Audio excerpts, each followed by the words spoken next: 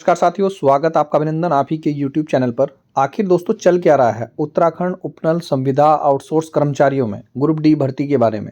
Outsource कर्मचारियों को क्या चल रहा है देखिए दोस्तों, सबसे पहले तो आउटसोर्स ये भर्ती महत्वपूर्ण क्यों रही।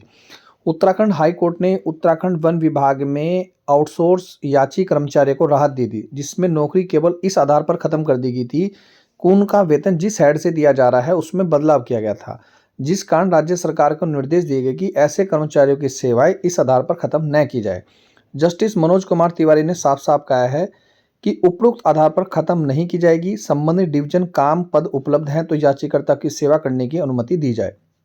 2001 से उत्तराखंड वन विभाग की अलग अलग डिवीजन में आउटसोर्स कर्मचारी अलग अलग काम कर रहे हैं। लगभग 2000 कर्मचारी 2023 के एक सरकारी आदेश से उनकी सेवाएं इस आधार पर खत्म कर दी गई थी कि उनकी सैलरी जिस हेड से दी जा रही है उसमें बदलाव किया गया। लेकिन 2023 के सरकारी आदेश में यह भी कहा गया कि याचिकाकर्ताओं को भुगतान खर्च के गलत वर्गीकरण के तहत किया गया था, जो कि बजट मैनुअल के खिलाफ और एक वित्तीय अनियमितता थी। तो सबसे बड़ी खबर दे रहा हूं, वन विभाग के आउटसोर्स कर्मचारियों को हाई कोर्ट से दोस्तों राहत मिल गई है। अब आप कहेंगे सर कि चल क्या रहा है। देखिए, माननीय मुख्यमंत्री जी की घोषणा हो चुकी है, आगामी 15 जनवरी को कैबिनेट की बैठक होनी है और इस कैबिनेट की बैठक में जो महत्वपूर्ण फैसला लिया जाना है वो ये है कि 5 साल 10 साल के, देखो हाई कोर्ट का क्या आदेश है, पहले उसको थोड़ा सा रिकॉल कर लीजिए कि 10 साल के उपनल कर्मचारी को नियमित किया जाए और समान कार्य के लिए समान वेतन जो कम वाले हैं उनकी व्यवस्था की जाए। और संविदा कर्मचारियों को सरकार ने क्या क्या किया कि संविदा कर्मचारी 10 साल वालों को नियमित कर दिया।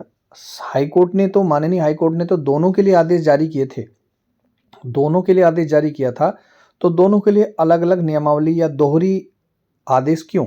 एक में आप नियमितीकरण कर रहे हैं, दूसरे में आप नियमितीकरण नहीं कर रहे हैं, ऐसा क्यों? थोड़ा सा यहाँ पे भी नजर डालते हैं। वर्तमान में जो प्रचलित नियमितीकरण नियमावली 2013 है, माननीय उच्च न्यायालय द्वारा पारित विभिन्न आदेशों के अनुपालन में उक्त नियमावली की अवधि 10 वर्ष से किए जाने के स्पष्ट निर्देश हैं, जिसके अनुसार कट ऑफ तिथि को 31 दिसंबर 2023 तक विस्तारित किया जाना अनिवार्य है। यदि शासन द्वारा इससे कम अवधि निर्धारित की जाती है तो वह अवधि माननीय न्यायालय के निर्देशों के प्रतिकूल होने के कारण न्यायालय में अपास्त या निरस्त भी की जा सकती है। अतः राज्य सरकार से अनुरोध भी हो रहा है कि नियमावली के प्रख्यापन की तिथि 2026 तक का कट ऑफ तिथि का विस्तार करते हुए अधिकतम संख्या में पात्र कर्मचारियों को नियमितीकरण का लाभ प्रदान किया जाए, जिससे राज्य एक लोक कल्याणिक राज्य के संवैधानिक भूमिका का प्रभावी रूप से निर्वहन कर सके। यहाँ पर भी मैं आपको बताना चाहूंगा, जनहित याचिका में कुंदन सिंह बनाम उत्तराखंड राज्य में न्यायालय द्वारा एक आदेश मंत्रिमंडल विचार विमर्श के उपरांत निर्णित किया गया, जिसमें श्री राज्यपाल महोदय सह स्वीकृति भी प्रदान करते हैं, जिसमें माननीय वन मंत्री जी उत्तराखंड सरकार अध्यक्ष जी हैं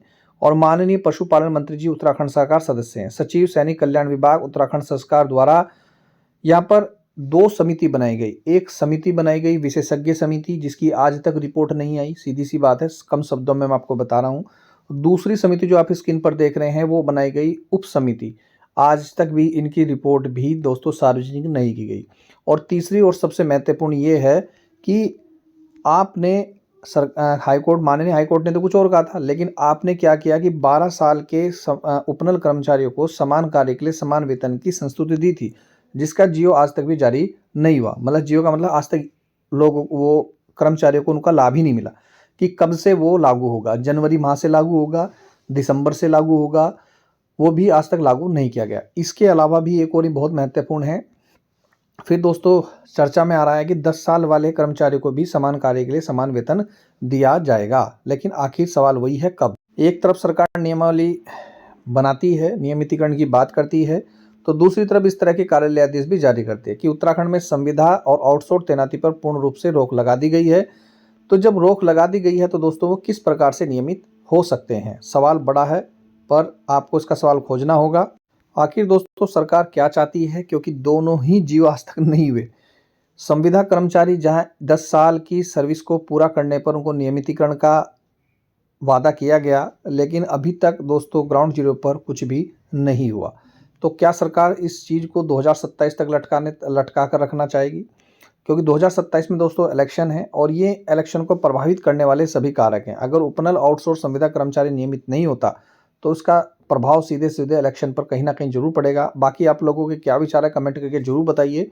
एक और चीज़ देखिए, रिक्त पदों के सापेक्ष संविदा आउटसोर्स भर्ती पर भी सख्ती दिखाई है। केवल उन्हीं पदों पर रख सकेंगे जिन्हें नियमित चयन प्रक्रिया गतिमान है।